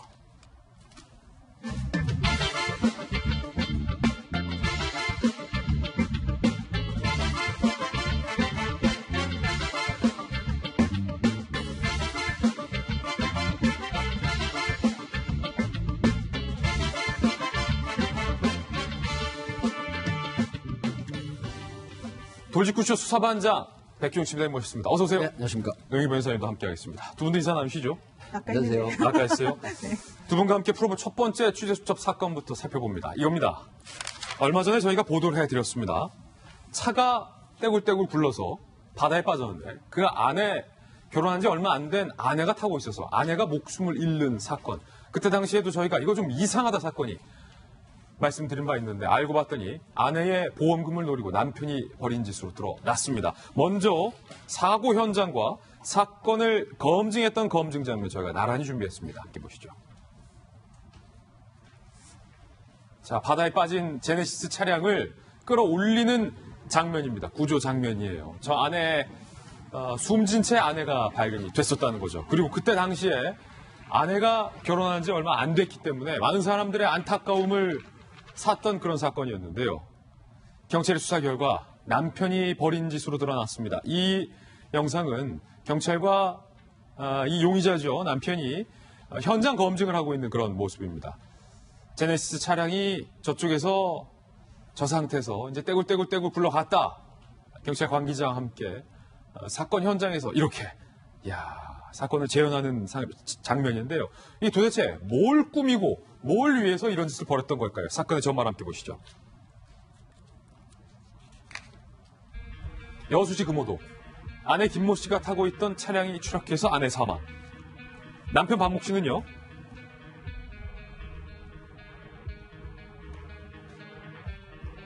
차에서 잠시 내린 사이에 차가 내리막길로 굴러내려갔다라고 주장을 했습니다. 지난해 8월 알고 보니 각각 이혼한 박 씨와 김 씨가 식당 손님과 종업원으로 처음 만남을 가졌던 거예요. 남편은 보험 설계사였고 교제한 지 한 달 만에 김 씨에게 보험을 권유합니다. 그래서 이 아내가 잇따라서 보험 5개를 가입했어요. 그리고 9월 초에 제네시스 승용차를 중고로 남편이 구매를 합니다. 12월에 혼인신고 이후에 그러니까 사고 발생 3주 전에 혼인신고를 하고 17억 원이 넘는 보험금의 수령자를 남편 본인으로 변경했던 사실이 모두 다 드러났습니다. 수상한 정황들은 한두 가지가 아니었습니다. 사고 일주일 전에 남편이 사전 답사했다는 의혹, 차량 기어가 중립 상태로 돼 있었다라는 사실, 조수석 유리창을 7cm 열어줬다는 점, 그리고 CCTV 속에 이 모습을 태연히 지켜본 뒤에 남편이 여유롭게 걸어가는 모습이 찍혀 있었다는 겁니다. 남편 박 씨는 혐의를 전면 부인하고 있지만 해경은 보험금을 노린 살인사건으로 결론을 내렸는데요. 차가 바다로 빠졌는데 이 모습을 남편이 지켜보고 유유히 걸어가는 모습도 CCTV에 포착이 됐습니다. 저희가 그 CCTV 장면 입수했습니다. 정상의 남편이라면 아내가 탄 차량이 지금 빠지는데 저렇게 한번 쓱 보더니 빠졌네 라고 유유히 갈 길을 간다. 상식적으로 납득이 되지 않는 장면입니다. 백희종 팀장님, 네. 이 뻔뻔한 남편은 끝까지 부인하고 있지만 지금 CCTV가 모든 것을 말해주고 있어요. 그렇습니다. 지금 한 해 보험 사기가요, 작년 같은 경우에 8천억입니다. 그러니까 적발된 보험 사기 금액이 8천억이고요. 적발되지 않은 것까지 하면 몇 조라는 얘기가 있거든요. 지금 이 여수 금호도 집포 현장 사건도 굉장히 치밀하고 지능적인 방법으로 연구를 했어요. 자, 왜 그러냐면 이 사람이 전에 관련 보험 설계사가 되기 전에 사실은 그 레커차라든가 이런 그 자동차 관련한 자동차에 대해서 너무나 잘 아는 사람이에요. 그런데 해돋이를 가자고 해서 이게 밤 10시가 아니라 밤 11시가 다 된 시간이더라고요. 밤 11시가 다 됐는데 저 직포 선착장이 상당히 경사진 곳입니다. 근데 이제 후진을 하다가 그 소위 말하면 턱받이라고 하죠. 이 경사로에서 이제 내려가는 걸 방지하는 방지턱에 부딪혔다라고 해서 자, 아내가 조수석이 타고 있는데 내릴 때 저 제네시스가 보면은 그 브레이크 페달입니다. 그러니까 예. 주차를 시키는 브레이크 페달이죠. 이 브레이크 페달도 열어놓고 그다음에 기어는 N으로 놔뒀단 말이죠. 이제 꺼내놓고 보니까 그 사이드를 그렇죠. 열어놨다. 사이드 브레이크를 소위 말하면 채우지 않았다는 거죠. 이런 상태에서 경사진 차를 그대로 두고 내려서 슬쩍 밀어버리면 그대로 빠집니다. 그리고 또 한 가지 이제 교수님께서 의문이 되는 건 뭐냐면 예를 들어 차가 부력이 있기 때문에 설령 뒤에 7cm를 열어놨다고 하더라도 같이 뛰어들게 되면 차는 가라앉더라도 부인을 충분히 구할 수 있는 시간적인 여유가 있는데 여기서 더 지능적인 건 뭐냐면 본인의 휴대폰을 차량 안에 놓고 내렸어요.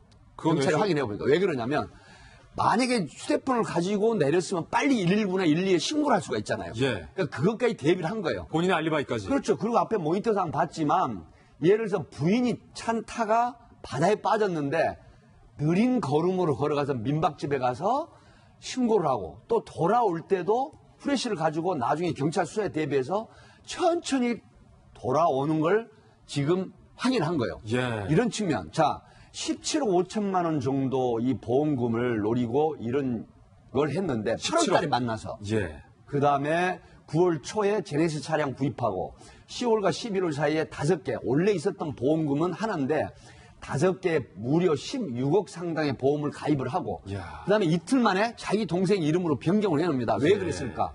경찰이 이렇게 추정을 했다라고 해요.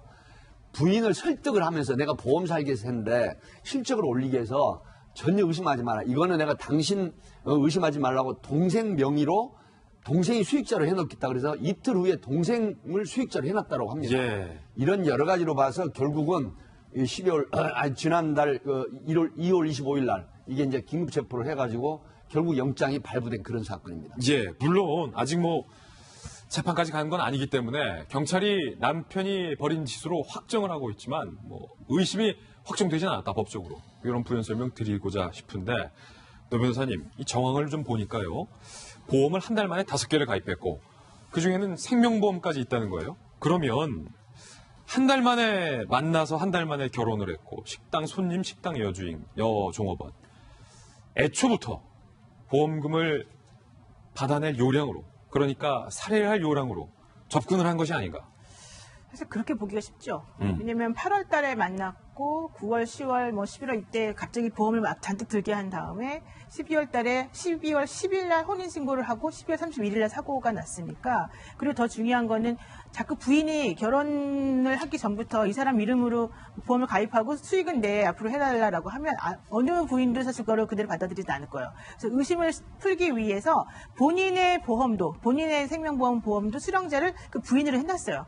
그러다가 나중에 이틀 만에 그 수령자의 이름을 다시 바꿔버렸는데 이제 그러한 것들을 보게 되면 되게 치밀하게 부인을 속이기 위해서 여러 가지를 한 것 같고 특히 본인이 그동안에 쌓아놓았던 여러 가지 관련 지식이나 노하우 등을 이번 사건에 이용을 한 것 같습니다. 보험 설계사들이 관여가 되어서 이런 식의 보험 사기를 저지르는 게 생각보다 많이 접하게 되고요. 제가 겪었던 사건들 중에도 이런 게 꽤 많이 있었거든요. 예. 근데 그게 사실은 문제가 더 큰 게 보험 설계하시는 분들이나 이제 보험업계에 많이 종사하시는 분들은 훨씬 우리들보다 많이 알잖아요. 그러니까 사람들은 그 사람이 가입하라고 그러면 그거 괜찮은 거니까 가입하라고 하겠지. 그래서 가입하는 것에도 거부감이 없고 또 하나는 그걸 이용해서 뭔가 할 수 있을 때 나랑 좀 수익을 나누자 이런 얘기할 때도 오케이 하는 경우가 많아져요. 예. 그러니까 보험 설계사분이 다 그렇다는 건 아니지만 기본적으로는 그런 지식을 가진 분들이 이렇게 나서게 되면 좀 더 큰 손해가 좀 발생할 수 있다는 게 조금 문제였던 것 같습니다. 예, 만약에 처음부터 노리고 이렇게 접근해서 이런 범행까지 저질렀다면 처벌도 더 강해질 수밖에 없는 건데 저는 한 가지 궁금한 게 조수석의 창문 유리창을 7cm 열어뒀다고 했잖아요. 조수석 뒤쪽을 열어둔 겁니다. 창문을. 뒷좌석. 조수석 뒤쪽을. 그건 왜 그런 거예요? 지금 이런 거죠. 예를 들어서 차가 미끄러져 갔을 때 문이 완전히 밀폐돼 있으면 부력에 의해서 상당 시간 동안 차가 떠 있어요. 그렇습니까? 그러니까 작은 틈새로 이제 작은 틈새로 물이 들어오는 시간이 가라앉는 시간이 굉장히 오래 걸리거든요. 근데 문제는 이 7cm 정도 열어놓으면 굉장히 급기야 빠른 속도로 물이 들어와서 가라앉게 되거든요. 그렇기 때문에 차가 밀려갈 때 뛰어가서 붙잡는 형태도 취하지 않았고요.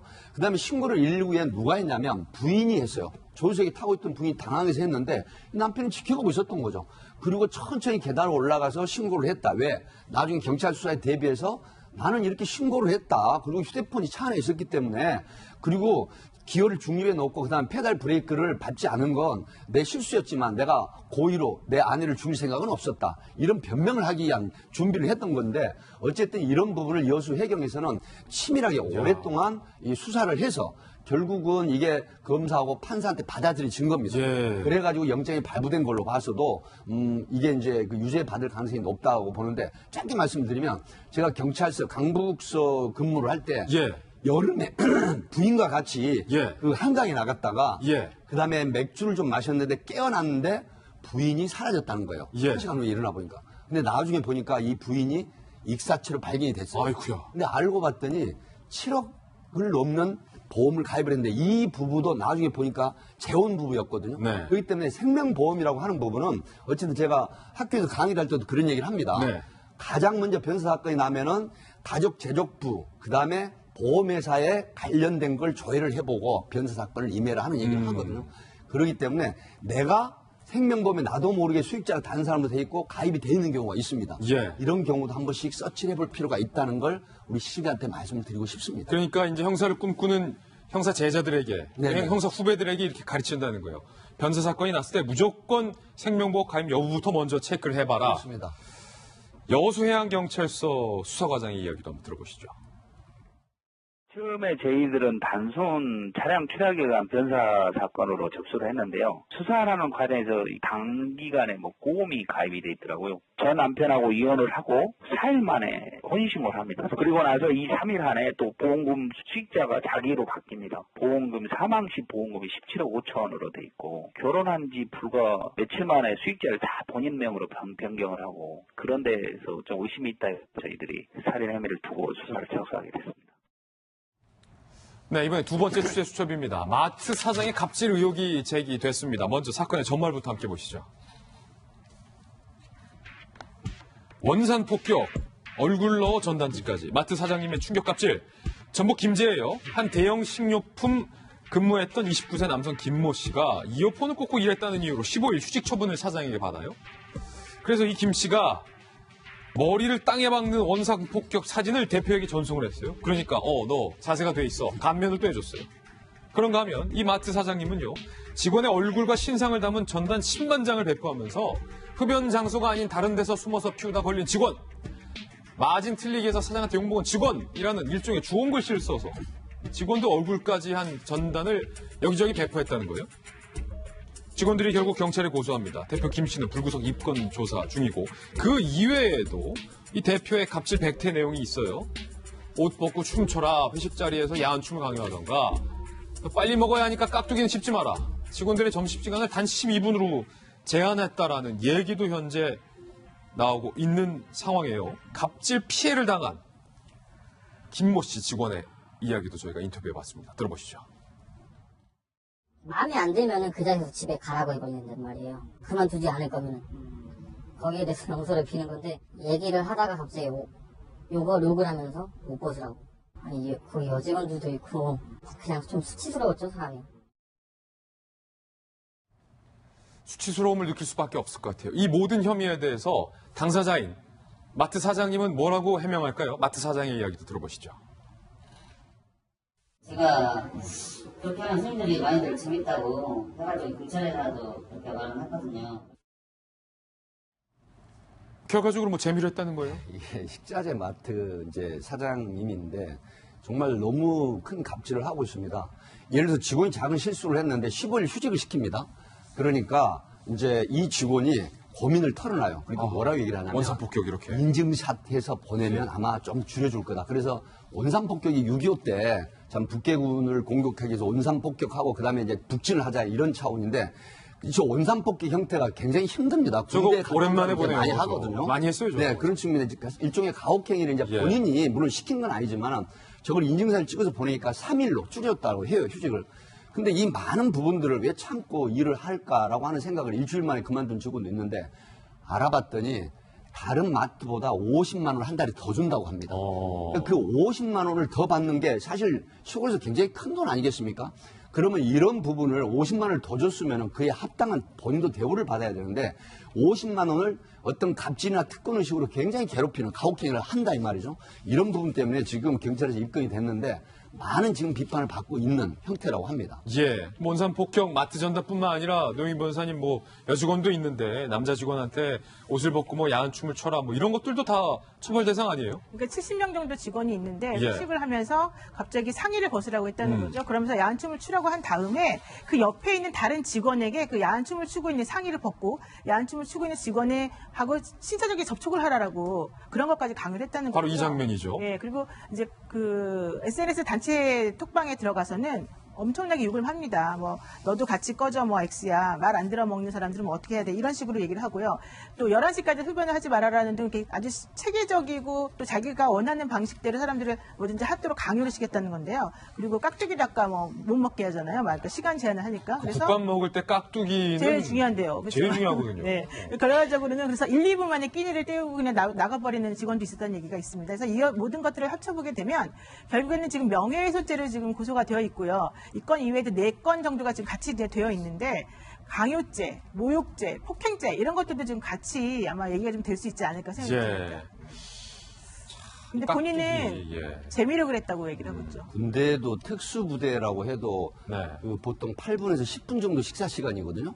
근데 12분 만에 식사를 하라고 하고 깍두기는 씹으면 오래 걸리니까 안 된다면서 뒤통수를 때렸는데 이 직원들이 사장 눈치를 보고 2분 만에 식사를 끝내고 나가기도 했다고 한단 말이죠. 안타깝습니다. 이런 부분 때문에 예. 결국은 이 지역에서 굉장한 비난을 받고 있다고 합니다. 그래서 중요한 예. 거는 그 전단지에 그 직원의 사진을 이렇게 같이 박았잖아요.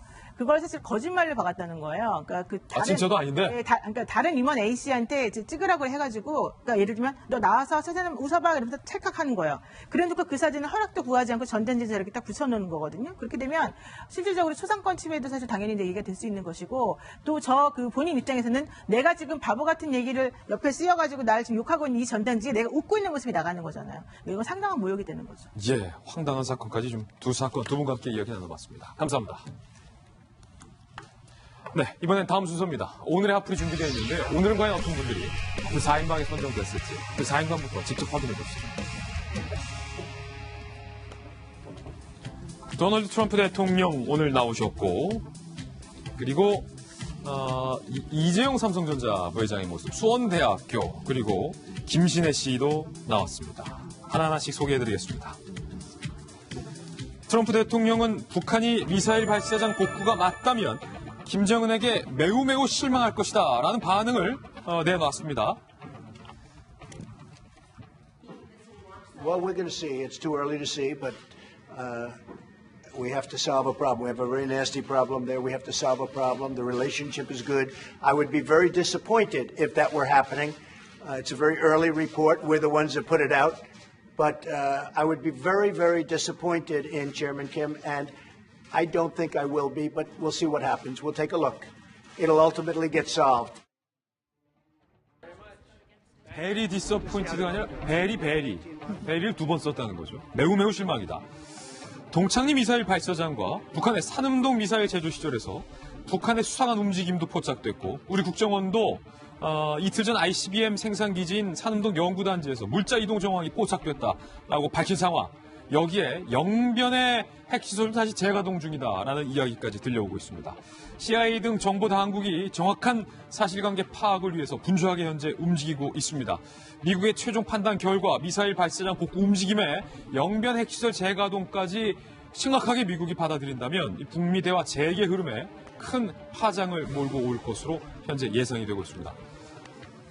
이게 김 장관님 그냥 디서포인티드가 아니라 베리베리 디서포인티드다라고 한 이유는 오늘 동아일보 1면에도 보도됐듯이 동창리, 산음동 그리고 영변 모두 같이 재가동하고 있다는 거죠? 네, 맞습니다. 지금 사실상 두 사람이 같이 무슨 협약서를 하거나 하진 않았지만 원칙적으로 신뢰를 가지고 있다라고 얘기한 부분이 뭐냐면 트럼프 대통령이 핵이나 미사일 실험을 앞으로 재가동하지 않겠다고 김정은이 약속했다.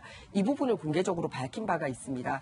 그 말은 구체적인 비핵화의 수준이라든지 제재의 수준에 대해서 합의에 이르지 못했기 때문에 서류에 서명은 하지 않았지만 그 정도 신뢰는 가지고 있고 향후의 구체적인 논의 수준은 이제 진행이 될 것이다라는 것을 가지고 있거든요. 그런데 사실은 저런 행위들은 거기에 정면으로 사실은 도전하고 이 반대되는 행위들 아닙니까? 그러니까 매우 실망했다라고 얘기를 하고 있는데요. 문제는 뭐냐면 이 사진이 찍힌 게 27일 회담 결렬 이후에만 찍힌 게 아니라는 사실이 더 놀랍습니다. 그래요? 네. 이 사진이 공개된 거는 지난달 16일부터 이번 달까지 지속적으로 이제 찍힌 사진이 인공위성 업체에 의해서 공개가 됐는데요. 비핵화 협상을 하는 과정 속에서도 계속해서 미사일 기준 다시 돌렸다. 그런데 두 가지 해석이 가능합니다. 그런 부분이 뭐냐면 하나는 이제 만약에 제재가 이렇게 자기들 원하는 수준으로 다 풀리면은 마치 뭔가 진짜 없애는 듯이 보여주기 위해서라도 사실 이미 노출됐던 부분에 대해서는 드러내는 작업을 했을 가능성도 있고요.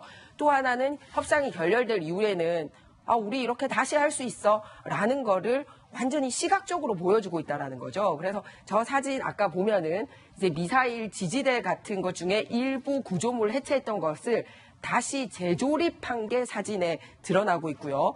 그리고 발사대 위에 발사대를 사용 못하게 다른 이제 그 자재 같은 거를 올려줬었는데 그 자재물이 다 치워진 것을 알 수가 있습니다. 그리고 언제든지 움직일 수 있는 트레일러라든지 이런 것들이 현재 사용 가능한 것들이 드나들고 있는 사진이 포착이 됐습니다. 그래서 저는 굉장히 좀 우려스러운 게 지난번 회담에만 결렬로 볼 것이냐 아니면 완전히 이제 대화를 안 하겠다라고 하는 것이냐에 대한 것을 우리 그 정부 당국도 완전히 이렇게 전면적으로 나서야 될 것이고요. 사실 김정은은 잃은 게 없어요. 판돈 들고 왔다가 뭐 이렇게 한 개 팔아먹을 거 한 100개 팔아먹으려고 했다가 싫음 말고 하고 판돈 하나도 안 읽고 그냥 돌아간 거거든요. 그래서 비핵화에 대한 약속을 받아내는 게 얼마나 신중해야 하는지를 보여주는 대표적인 사진이지 않나 그렇게 생각을 합니다. 우리가 과거 북한과 여러 차례 협상을 했었는데 비핵화 협상을 해서 뭔가를 좀 해제하거나 묶어놨다가 수 틀리면 다시 도발하는 것 수도 없이 반복을 해왔는데 지금 이 모습이 과거의 그 모습과 다르지 않나라는 우려가 되는데 조홍천 의원님. 네, 트럼프 대통령의 뭐 베리 디서포인티드 그죠? 매우 실망했다가 아니죠. 만약 이게 사실이라면 실망할 것이다.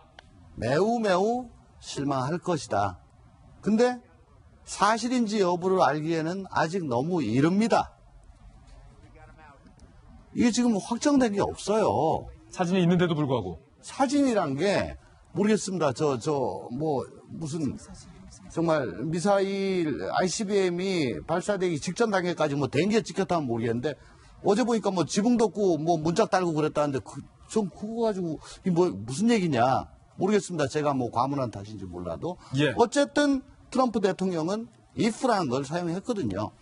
그리고 그 근거로 내세우고 있는 CSIS 전략국제문제연구소 작년 4월 27일 싱가포르 북미 회담 직전인 4월 25일 날 이미 미국 정상회담 대단히 비관적이다라고 마이클 그린 부소장이 얘기를 한 바 있고 산팔로스도 어쨌거나 북한에 대해서 색안경을 끼고 지속적으로 바라봤던 그런 연구단체입니다. 그러니까 제가 뭐 거기를 믿지 말자 이런 얘기가 아니고 좀 더 공신력 있고 확실한 증거가 나오기 전까지는 만약에 어떻다면이라고 해서 얘기를 계속 끌고 가는 것은 국익에는 도움이 되지 않을 것이다. 그래서 도널드 트럼프 얘기와 같이 만약 그게 사실이라면 확인될 때까지는 좀 더 지켜보는 것이 대한민국의 국익을 위해서 유리할 것이다. 라는 말씀 올리고 싶습니다. 그러니까 대한민국의 국익을 말씀하셨으니까 사실 국익에 대해서 우려하는 사람들이 적지가 않습니다. 이 버시바우 전 주한 이 미 대사 같은 경우도 실제로 남북 간의 관계를 쿨다운할 필요가 있다는 얘기를 합니다. 지금 상황에서 이 하노이 정상회담이 판이 완전히 깨지고 나서 미국은 수가 틀리게 됐을 경우 더 강력한 대북 제재를 할 수 있는 가능성을 얘기하고 있고요. 지금도 미국 내 조야에서 계속같이 얘기를 하고 있는 건 북한을 향해서 대북 제재, 그 비핵화를 견인할 수 있는 유일한 지렛대는 결국 강력한 대북 제재인데 우리 정부가 나서서 계속 남북 관계에 대한 속도를 언급하게 되는 것이 잘못된 신호를 줄 수 있다라고 하는 분석들이 계속 나오고 있는 상황입니다.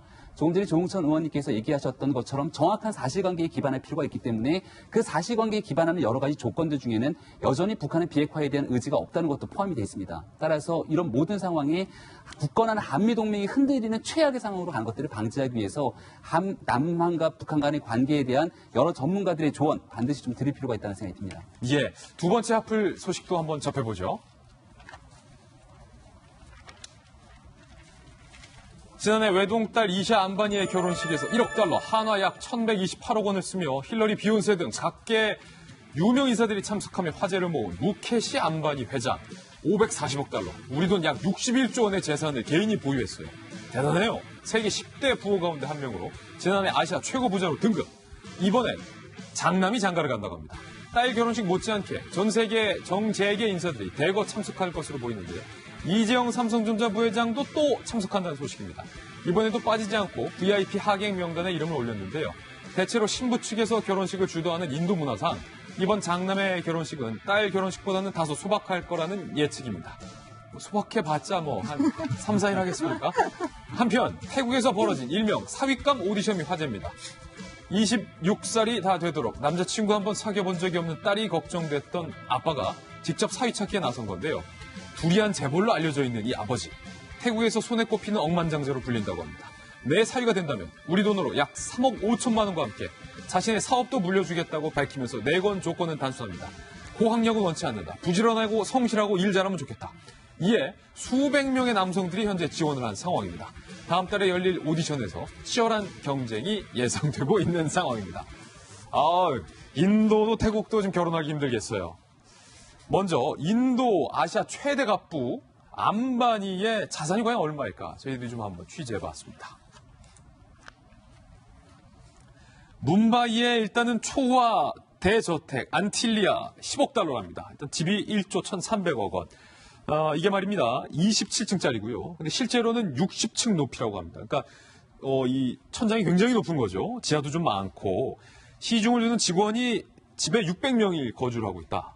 와, 이건 청와대보다도 수십 배 더 많은 헬기 착륙장이 3곳, 그리고 더위를 피할 수 있는 인공룸 시설이 갖춰진 스노우룸까지 있다고 합니다. 그리고 이분이요, 인도 크리켓 프리미어 리그 뭄바이 인디언스 구단을 갖고 있고요. 2008년 1억 1,190만 달러, 약 1,263억 원에 인수를 했다고 합니다. 그래서 총 자산은 약 61조 원을 보유하고 있는 것으로 현재 추정이 되고 있습니다. 이게 허나 소장님, 워낙 대단하니까 잘 읽히지도 않아요. 단위가. 보는 저도 믿겨지지가 않는데 사실 인도가 가장 미세먼지가 안 좋다 그래가지고 진짜 못 사는 나라인 줄 알았는데 저런 갑부들은 엄청나게 잘 살고 있어요. 그러니까요. 그리고 갑부들 기업에서도 마찬가지인데 상위 클래스로 가면 갈수록 네트워크가 가장 중요합니다. 그래서 어떤 사람을 만나고 어떤 사람과 친분 있게 일을 잘 처리할 수 있느냐가 상당히 중요한데 저분도 마찬가지로 엄청난 네트워크를 갖고 있구나. 그래서 한국에 있는 재벌가들도 어떻게든 저 자리에 가보고 싶어하는 것이 아닐까라는 추측도 드는 그런 장면이었습니다. 예, 특히 삼성전자 같은 경우에는 저 안바니 가문이 네트워크 분야, 통신 분야의 핵심 사업을 또 갖고 있다고 하기 때문에 삼성과의 어떤 교류 협력도 긴밀한 관계라고요. 그래서 가지 않았을까라는 생각도 듭니다. 다음 하플도 만나보시죠. 수원대 학생들이 고속도로 휴게소에 쓰레기를 버린 사실이 알려져 논란. 자신을 휴게소 직원이라고 소개한 네티즌은 대학생들이 MT를 가는지 버스가 줄줄이 오더니 남학생들이 뭔가를 열심히 옮기더라. 가서 보니 밥 먹은 쓰레기를 그냥 이렇게 버리고 도망갔다 라면서 글과 사진을 올린 겁니다. 사진 속에는 다 먹은 도시락과 포장지, 비닐봉지, 남은 음식물들이 밀봉되지 않은 상태로 바닥에 그대로 너부러져 있는 모습이 고스란히 담겨 있습니다. 총학생회에서 해명하라, 학교 망신시켰다 비난이 확산되자 수원대 총학생회는 공식 SNS에 행사 3주 전 한국도로공사 담당자에게 쓰레기 처분 관련 협조를 요청했고 승인을 받았다고 입장을 밝혔습니다. 하지만 뒤늦게 한국도로공사 측의 입장이 알려졌는데요. 전달받은 것이 없다라고 알려져서 수원대 학생회의 설명은 무엇인지 의문만 증폭되고 있는 상황입니다. 아버지를 살해한 혐의로 무기징역을 선고받고 19년째 복역 중인 김신혜 씨의 재심 재판이 어제 비공개로 진행됐습니다. 지난 2000년 3월 자신을 성추행한 아버지에게 수면제가 든 술을 마시게 해 살해한 뒤 시신을 유기한 혐의로 무기징역을 선고받은 김신혜 씨. 복역 내내 나는 아버지를 죽이지 않았다. 남동생 대신 거짓으로 자백했다며 무죄를 주장해오다 지난 2015년 1월 재심을 청구했는데요. 당시 광주지법 해남지원은 수사 과정에서 경찰 간의 직권남용과 허위 공문서 작성 등이 발견돼 재심 개시를 결정했다며 김 씨의 재심 청구를 받아들였습니다. 대법원은 판결까지 받은 살인사건 재심은 가당치 않다는 우려를 뒤로하고 무기수 최초로 재심을 받게 됐습니다. 재심 여정의 시작을 앞두고 김신혜 씨 이렇게 얘기했어요. 열심히 해서 지금 재심을 기다리고 계신 분들도 계시고 또 재심을 준비하고 계시는 분들도 계실 텐데 이런 억울한 이 옥살이가 계속되지 않도록 열심히 싸워서 꼭 이기겠습니다. 좋은 결과로 보답하겠습니다. 하고 있는 김신혜 씨가 20대에 들어가서 지금 이제 40대가 된 모습입니다. 만약에 사실이 아니라면 정말 통곡할 일이죠. 그러네요.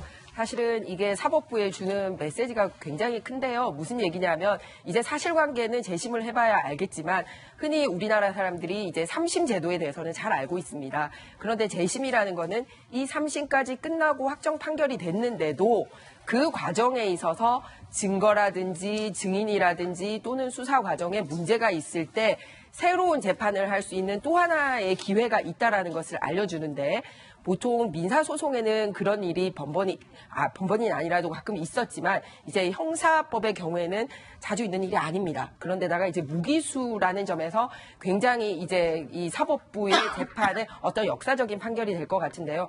중요한 거는 김신혜 씨 본인이 어떤 새로운 증거를 내놓은 게 아니라 이 사람을 원심 판결하는 데 있어서 수사 과정에 조작된 증거라든지 이제 잘못된 수사가 있었다라는 부분이라는 겁니다. 그래서 국가가 이런 부분에 대해서 바로잡을 수 있는 기회를 준다는 의미에서 관심이 쏠리고 있는 것 같습니다. 그래서 정말 억울한 사람이 없도록 진실 규명이 되는지 이번 재심 재판을 통해서 한번 지켜봤으면 합니다. 예, 하플 4가지 소식 전해드렸습니다. 저희는 60초 광고 후에 오늘의 힐링 뉴스로 돌아오겠습니다. 잠시 후 저와 함께 힐링하시죠. 네, 오늘 힐링 뉴스의 주인공은 여러분이 다들 잘 아실 분입니다. 만나보시죠. 그룹 원타임의 송백경, 올해 40살, KBS 공채 성우시험에 최종 합격한 소식이 알려졌습니다. 송백경은 본인의 SNS를 통해서 이렇게 얘기했어요. 성우가 되겠다는 마음을 먹고 도전해서 공채 성우 합격이라는 값진 결과를 얻을 수 있게 됐다. KBS 성우로 합격을 한 겁니다.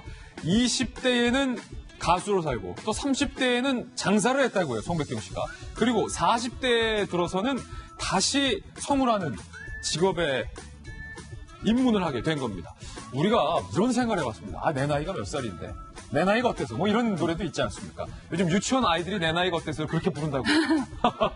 어쨌거나 저쨌거나 인생 100세 시대에 40세의 성우라는 새로운 도전을 해서 그걸 성취한 송백경 씨의 도전에 높은 박수를 보내드립니다. 오늘 저희가 준비한 소식 모두 다 전해드렸습니다. 저희는 내일 아침 9시 15분에 더욱더 풍성한 소식 들고 여러분께 인사드리겠습니다. 오늘 하루는 분명 어제보다 나을 겁니다. 좋은 하루 되십시오. 고맙습니다.